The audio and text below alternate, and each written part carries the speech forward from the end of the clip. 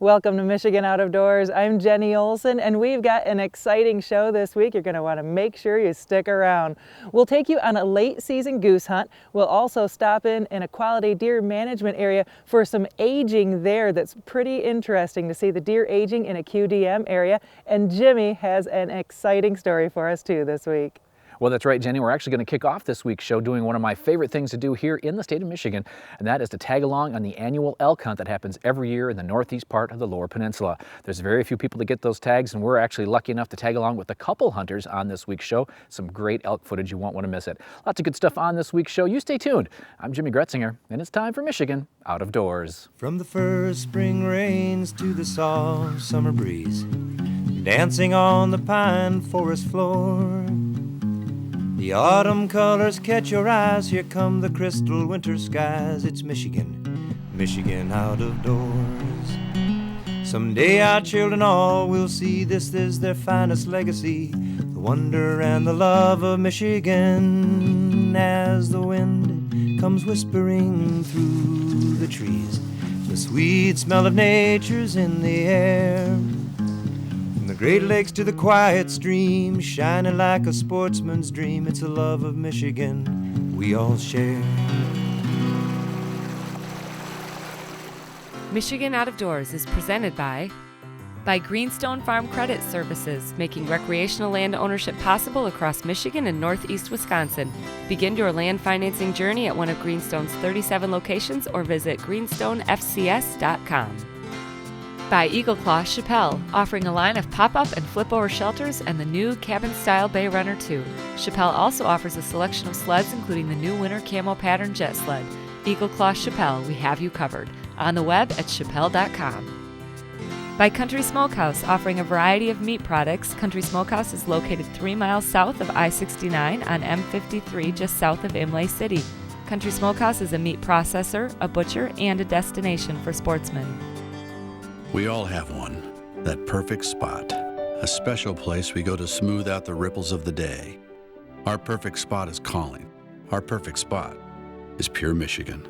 Your trip begins at michigan.org. Whenever I can make it up to the elk hunt, it is always a lot of fun. This year, the lucky tag holders met in Johannesburg for the mandatory meeting the day before the hunt. There is always so much excitement at this meeting. This hunt had 50 hunters, 15 bull hunters, and 35 cow hunters. After the meeting, I made my way north of Atlanta to Canada Creek Ranch, where I would be for the opener. Now, one great thing about Canada Creek and what they do there is make sure every hunter on their property has a sighted-in gun. Each hunter, before they hunt, will make it to the range. Now, this may seem like not that big of a deal, but it is. Hunters on the elk hunt range from avid hunters to folks who have never hunted before. The range, what we do is we have all our elk hunters come out here and we sight them in to make sure their guns are shooting properly, so when we get them out on an animal, we can get a good clean shot and a good clean kill on our animals. So you have everybody do this? Every one of the ones that hunts on the ranch will go through here to make sure they're shooting straight. And what do they have to, how many shots are they taking here today? Hopefully just one per shooter. Okay. Yeah, whatever it takes, we'll get them sighted in before they leave here, though. So we're shooting at 100 yards? 100 yards, and then we have them take an offhand shot at 50 to make sure if they have to take an offhand shot that they can get a good shot in. Perfect. Okay. Back at the ranch before a big meeting, I ran into one very lucky father and son team. Well, we both applied for elk tags. Neither one of us were successful. And then a friend of mine knew this Ron Trunzo that had an elk tag he wanted to donate to a youth. Okay. And so Mike Wiley introduced him to Reese Wood. Nice. So yeah, explain how that works. So somebody who gets a tag, if they want to transfer to somebody that's applied? A youth can be up to 16 years old, and then an elderly or terminally ill person you can transfer your tag. Okay. Wow. So it's a cow tag or bull tag? Cow tag. Cow tag. All right. Are you pretty excited for tomorrow? Super stoked. Can't get any better. Shaking right now. Awesome. Well, congratulations and good luck tomorrow. Thank you. Thank you. This meeting was for all the guides and any of the hunters here on the 14,000 acres of Canada Creek Ranch. They really have a first-rate operation here, to be sure. And finally, the hunt arrived. I would be joining Dave LaCroix and his son-in-law Brandon and guide Dick Smith. We would drive for a bit and walk for a bit. This hunt is mostly spot and stalk. And after a few hours, we had our first look at some small bulls.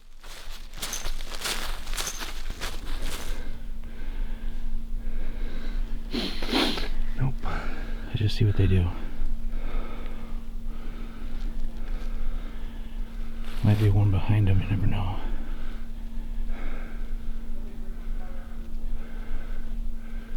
Yeah, there's spikes. What do you think, Dave? I could have got those. A little on the small side? Yeah, small. Could have got a shot though. Now, being day one, Dave was really hoping to find a 6x6, but I have to say, counting points in the heat of the battle, well, it's not so easy.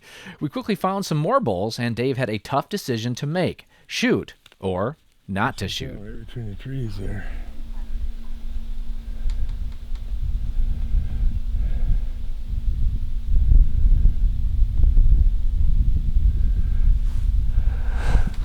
That one's not the 5x5. That one is not as big as the other one rack-wise. I don't know. I'm looking at one of them. He's facing to the right. There's the, yeah, see, okay, the other one just stood in front of it. I think the body that's closest, they're right next to each other, so you can't really shoot right now. Nope. It's just, you gotta decide whether you want to shoot that big 5x5 or not. I think so. It could be a 6x5, I can't tell. Well, a 6x6, I'll let it go if it isn't a 6x6. I mean, I didn't look real good, but can you see it, Brandon? Well, Dave decided to pass on that bull, but just a few minutes later, we had what we think was the same bull a little closer. He was starting to look pretty good now. That's a shooter. No shot. 1, 2. That's the 5x5, 5x6. He's coming back. He's coming back. Whoever's coming up in nature. So close, but that was the only look Dave had, and once he decided he would shoot, well, the elk slipped behind the pines. So with one heck of a morning behind us, we made our way out, just in time to see Dan Lundgren's nice bull. Holy cow. Well, No, holy bull. Tell me the story. What happened here? We were just on a ridge, probably about a quarter mile south of here, and ran across a couple spikes. One was small, another one was a 2x3. Watched them for a little while, waiting for some other bulls who we heard on the radio. We kind of gave up, started to back on out, and lo and behold, we ran across 4 more bulls running across right in front of us. One of them was a real nice shooter. The other one was pretty nice, we thought, also. So we tried to, we went back to the truck to see if my buddies saw them. They didn't see anything. So we headed down here, and lo and behold, one of the guys said, there they are, just off to the right. Nice. Jumped out of the truck, waited for one at a time for him to cross. My guide, Bob, called me off on the first one and said, not a shooter. Second one came across, he said, nice 5x5. And yeah, I don't disagree with him. So knowing I had my buddies right behind me, I was glad to pull the trigger. Oh, that's awesome. So how far was the shot then? And everything, I'm looking at about 90 yards. 90 yards, okay. And what'd you shoot him with? 308 Savage 99. Nice. Well, how many years you been putting in for a tag? Like everybody else, Long time? Probably close to 20 years, probably 15 of them I put in for it. Wow. Well, congratulations on a beautiful bull. All right, thank you. Midday, the folks at Canada Creek have a nice lunch for all the hunters and the guides. There are some tall tales told at this lunch, let me tell you. We quickly got right back to the hunt, and just before dark, we were on the stalk of what looked like a really good bull. We finally got up on him, and Dave again had to decide to shoot or not.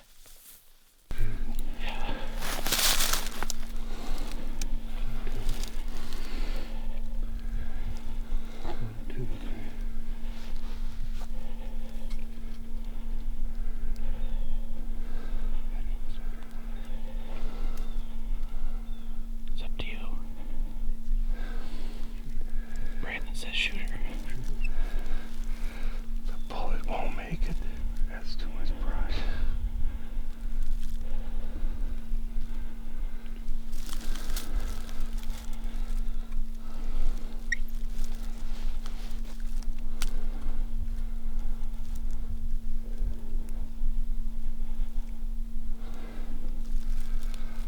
If you don't like it, don't do it. Yeah, I'm chasing. All I'm seeing is sticks, right? This was a hard one, not because the bull was too small. It was a great bull. The problem was whether it was a smart shot to take. Dave opted to not take a shot he didn't feel comfortable with, which is always a good idea. Back at the ranch, some lucky cow hunters hung their elk as the day slipped away. Day 2 found another hunter, Troy Smith, and his guide, Mike Beebe, along with cameraman Nick Stead from North 45 Outdoors, stalking one heck of a bull. And they were nice enough to share the footage with us. That one in between the trees is giant. Yep. Right here, stand, hold Take him. Take him. Get him. Right now. Reload. We can't shoot again because I don't know which one you shot at. I don't either, but I got footage.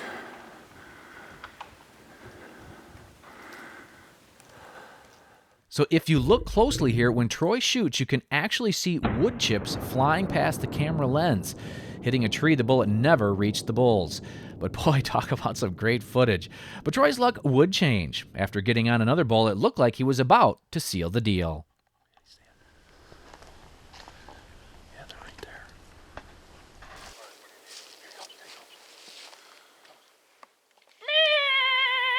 Shoot him. Nice shot. Yo, you got Go it. high. You got it. Good shot, bud.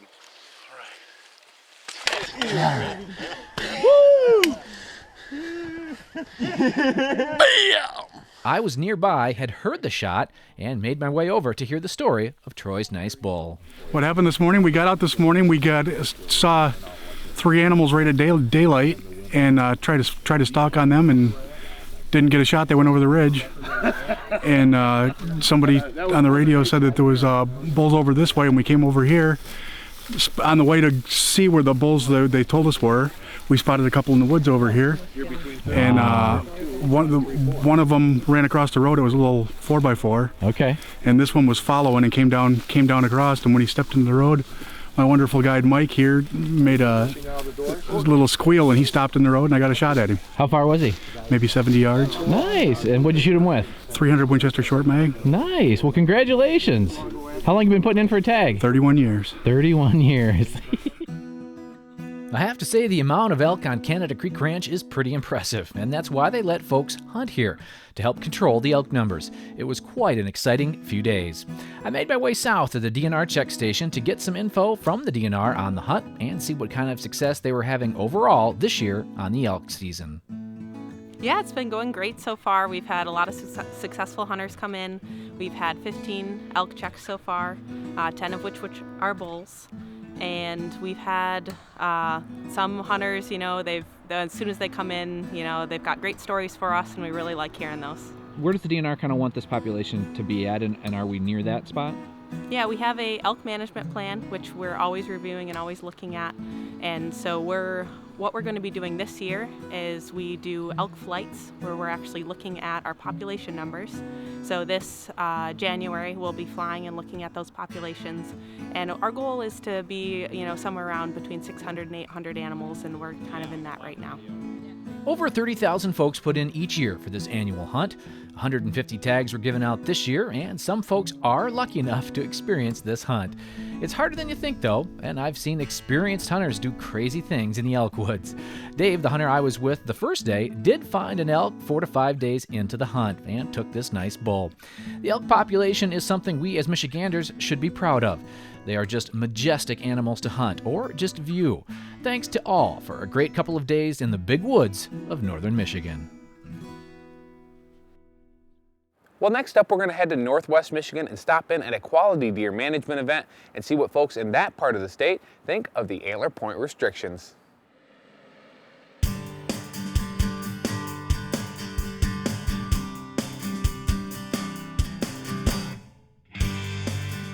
Yeah, this is our 4th year that we've had this event. First started at Petoskey High School. We did it in a small classroom. Probably had about 50 people show up. And then it started growing with from the excitement folks were having and the experience they're having, the learning experience. And last year we had about 150 people, and this year, as you could tell from all the people here tonight, we had well over 200 plus people here this year. It's been a great educational event. People are learning the importance of having their jaws aged and how that helps the DNR help manage our herd, our resources up here, the whitetails, and from the aging nights and also from the scoring of the antlers. People are learning a lot. A lot of times folks will bring a buck in that they think is maybe a 2.5 or 3.5 year old buck, and as they work with the DNR and they find out that actually the buck is maybe 1.5 years old or 2.5 years of age. So that helps them even from a management standpoint when they're out in the hunting stand and their selection of the animals they're trying to harvest. So we've been really working with the educational piece here, and then obviously the youth. You saw the kids here tonight, and that's a big piece of QDMA and the members here that are part of this branch. It's easy to see why both adults and children are getting excited about the deer hunting in this part of the state. And one of the successful hunters on hand tonight, State Representative Tristan Cole, who lives and hunts in the region, was able to shed some light on some of the benefits of antler point restrictions. Having been a hunting guide for 14 years early on in my life, I learned that age and nutrition do a lot for antler growth, and we're seeing that now with APRs taking effect in this area, in these 3 counties in particular. I primarily hunt Antrim County and have been blessed to shoot deer. The last 3 years I shot a 4.5 and 2 3.5-year-old bucks, and you can definitely see the quality. My daughters both shot bucks this year, my father did, all older than 2.5 years old, and we watched a lot of mature bucks running around early in the year, trail cam pictures, and we know that bucks are making it through now. Guys have to think twice before they take that shot, and they're really being selective. You know, there was a lot of negative comments out there when this first took effect that, you know, you can't tell me what to shoot. Now guys are excited about deer they're passing. I had one of my neighbors say, you know, I passed a 6-point, you know, a legal buck here with 3 points on a side. And the woman was very excited that she passed that deer because she knows that deer is likely to live and will be a bigger buck next year. In addition to the local benefits, better deer hunting is good for Michigan as a whole, as it helps with hunter recruitment and also adds an economic boost statewide. What's happening with the quality of the deer herd here in Michigan is really good for tourism and to keep our hunters hunting. We're having a problem here in the state with hunter recruitment. And now with bigger bucks being out in the field, it's drawing more hunters to spend more days, more time in the woods, which correlates to more economic activity across the state. That's good for Michigan. You know, one thing I want to make sure that guys and gals out there that are hunting don't forget is to continue to take does. That's the other important aspect of deer management, is that we continue to balance the buck to doe ratios out there in the properties that we hunt. That also helps control our deer population. That's going to help our bucks achieve maximum nutrition so that we continue to see antler growth. The DNR was also on hand tonight, there to answer questions and age deer for the local hunters. This is mutually beneficial, as the data collected helps the DNR in future decision making and helps hunters to better understand deer management. So essentially we're here to age the deer, and that's the benefit for the people that come, is we're able to tell them how old their deer is. For us, we actually get a lot of biological information, so we get the location of where the deer was harvested, the season, the date. We get that age information. We take beam diameter measurements. That can be a sign of health of the herd. So it's great for us. It's great for the hunters as well that bring them in. We get to see a lot of kids and stuff, and of course, everyone that brings a deer in gets a patch. What we've been doing for the last 80 years plus has had us where we've been for the last 80 years. There hasn't been a lot of change in the hunting, and I think it's been a ripe environment to try and do something different. So that's what we've tried encouraging folks to do. And when we passed that first survey, that's in essence what has given us this 5-year antler restriction proposal. And there's been a huge evolution, a change in the way folks that were a couple years ago against this, and now we're seeing just a lot of support. I haven't heard a negative word from anyone this year. I'm sure there's folks that are out there, but we're not hearing it. It's been extremely positive. A lot of people really coming forward and saying, we were against this a couple years ago, but we've given it a chance and we see what's happening, and this is really exciting. When it comes to quality deer management, the results speak for themselves. And with more and more record book bucks being killed every year, it's clearly working in this portion of the state. Special thanks to all of the volunteers on hand today for putting on a great event and helping to educate other hunters about quality deer management. Well, that really was a great event with a good turnout. Next up, we're going to switch gears and hit the fields of southern Michigan to do a little goose hunting and learn about a website designed to help get more people in the outdoors.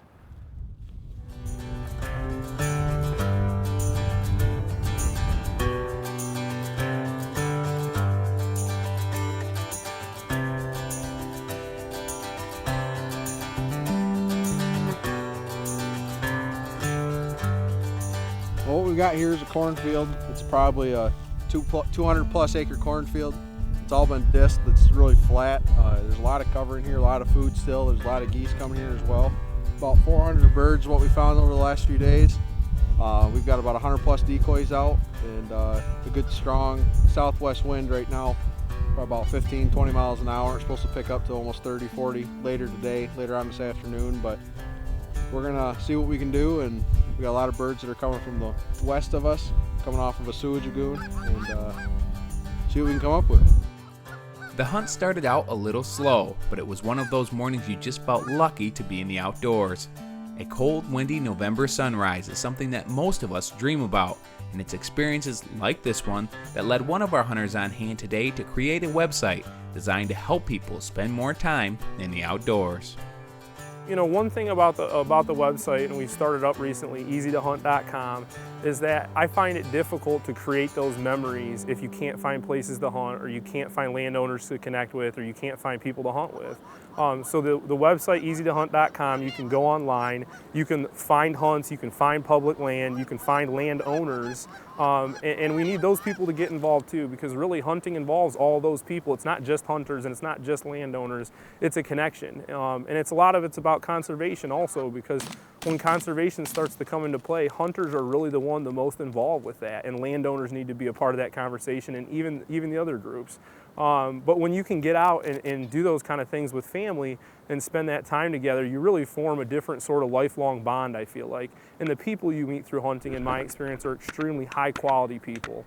And so I think it's a good activity, and a lot of it too, getting outdoors, you know, because how often nowadays are we just not outdoors? A lot of people are working so hard and stuff like that. So just to be able to get online easy, as conveniently as possible, and say, hey, I'd like to go hunt, and I'd like to plan something with my dad or my grandpa or both, you know, and be able to really get out there in an efficient way. If you're not a hunter, if you don't have the time to do all the homework, hopefully this is a resource that people can check out to make it easier on themselves to create those memories.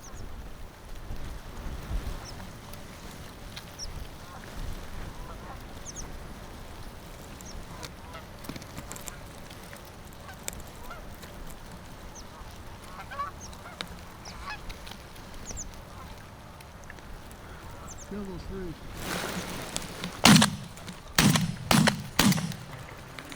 I think I got two with one, man. One thing that I've always found interesting is that I feel like hunting relationships are lifelong relationships. And when I grew up hunting, I had my dad as a mentor, and the Kennedys as mentors and stuff like that. And you learn how to hunt from them, and you learn areas to hunt, and you form bonds over that are lifelong bonds. But I think it's difficult that kids nowadays, or the younger generation, of which I'm part of, just don't get a lot of opportunity to get outdoors and experience that and disconnect. And it's so important to do that. But it can be difficult if you don't have that mentor or you can't plan, you know? So I think getting people together with mentors and just trying to promote that, and the youth hunting movement is a big deal. But the thing is that youth think of things differently, and they're really technology driven. So how do you get them to get excited? And then when they get excited, connect them with really positive experiences. And that means the right people, and it also means the right places and safety. We ended the day having shot 5 geese, and although it wasn't the best numbers day, it was still time well spent. Special thanks to Chris for inviting me out and for doing his part to get more people involved in the outdoors. Thanks for joining us this week for Michigan Out of Doors. Make sure you check us out online next time you're at the computer. You can do it a couple of different ways. You can check out our website at michiganoutofdoorstv.com. You can see old episodes there. You can see this week's episode again. Check out wild game recipes, history of the show, all sorts of fun stuff there. Or you can check us out on our Facebook page at Michigan Out of Doors TV. We have a lot of exciting stuff in store for you here this winter season. Well, make sure you are joining us over the next couple of weeks. At the end of the year, we like to take a look back at the year prior and just kind of look at some of our favorite stories, and there was some great ones to choose from this year. We're also going to go through the year month by month and just kind of show you highlights of what happens here in the state of Michigan. And every year that we do this, it's amazing just how much variety we have here in our great state. So thanks so much for joining us this week. And hey, if we don't see you in the woods or on the water, hopefully we'll see you right back here next week on your PBS station. Michigan Out of Doors is presented by the Michigan chapters of Safari Club International. For over 40 years, SCI has been protecting hunters' rights and promoting wildlife conservation here in Michigan and around the world. SCI chapter locations can be found on the web at firstformichigan.org. By Jay's Sporting Goods, with locations in Clare and Gaylord. Jay's, serving the Michigan outdoor enthusiast since 1971 with a wide variety of outdoor products. The gear, the knowledge, the tradition of Jay's, on the web at jayssportinggoods.com. By the Ultimate Sports Show Tour, producing consumer shows including the Ultimate Fishing Show Detroit, January 7th through 10th at Novi's Suburban Collection Showplace.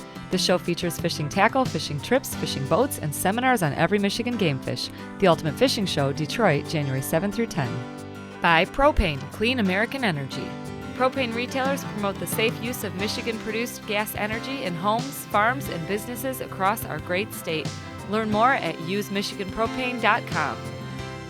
Closed captioning is provided by the Michigan Propane Gas Association. Clean American Energy. Propane realtors promote the safe use of Michigan-produced gas to outdoor enthusiasts across our great state.